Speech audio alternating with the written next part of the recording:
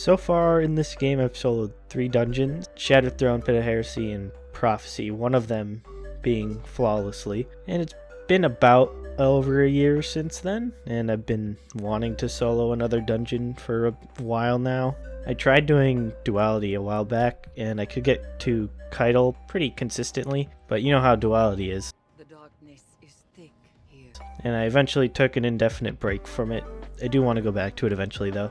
But I thought, why not try to solo Grasp again? I've had a couple attempts at it.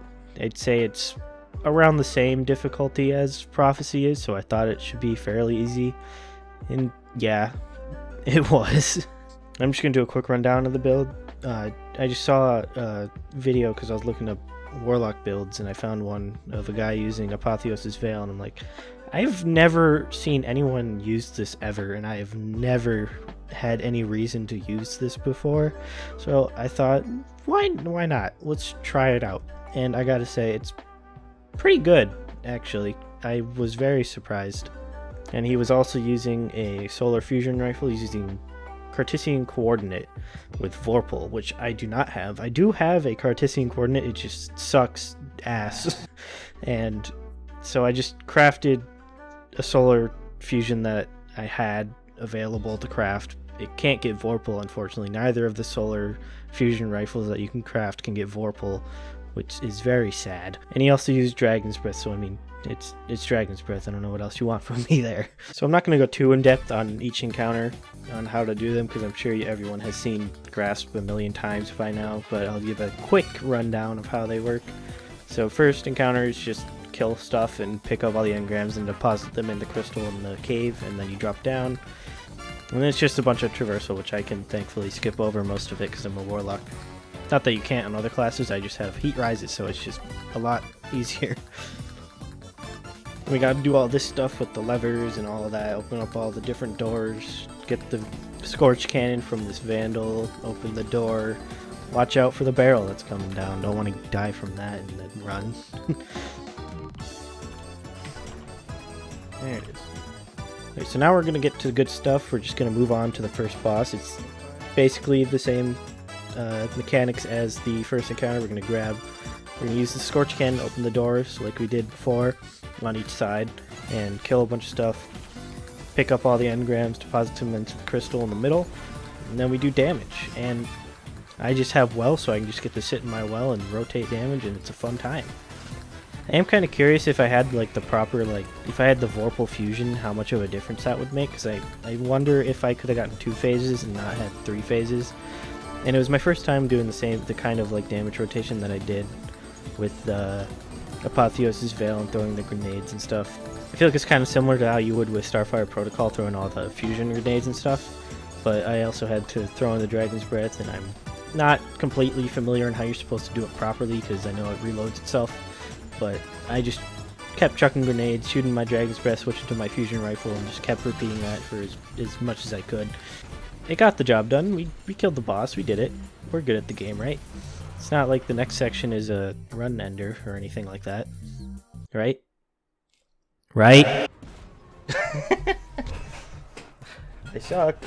Okay, so the flawless run's over, and we're not just gonna quit there, though. We can still get it done. We can still solo it. And I really just did not feel like restarting at the time and just doing that all again.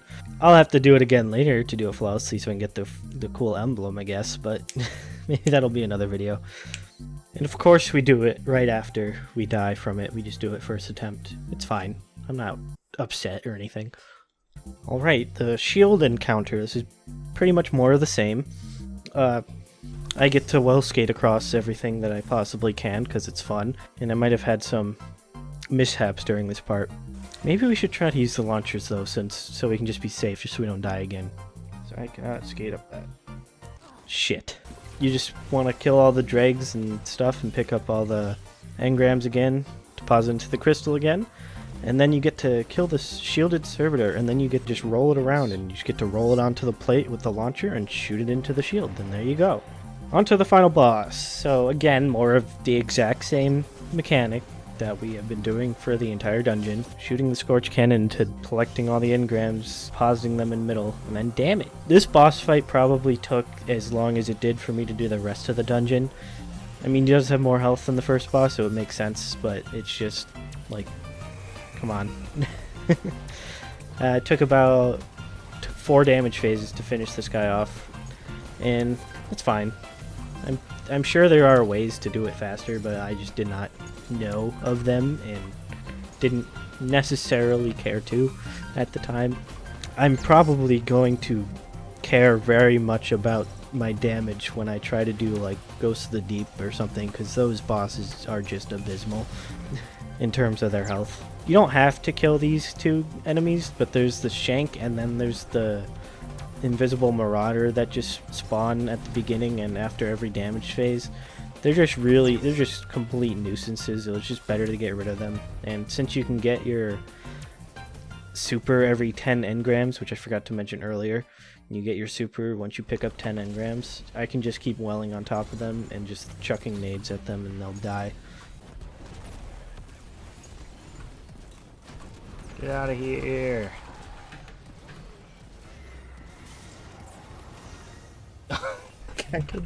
Imagine you do that and it doesn't count. Just killed by Dragon's Breath after the boss is dead.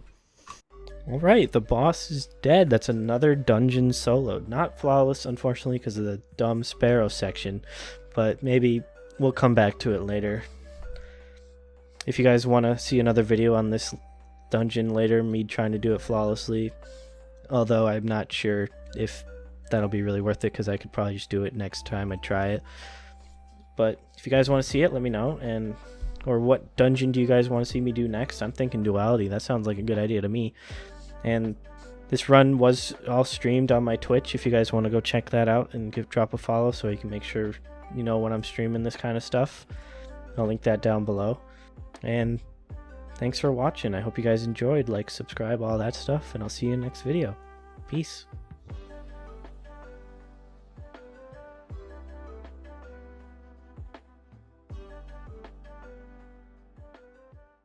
The darkness is thick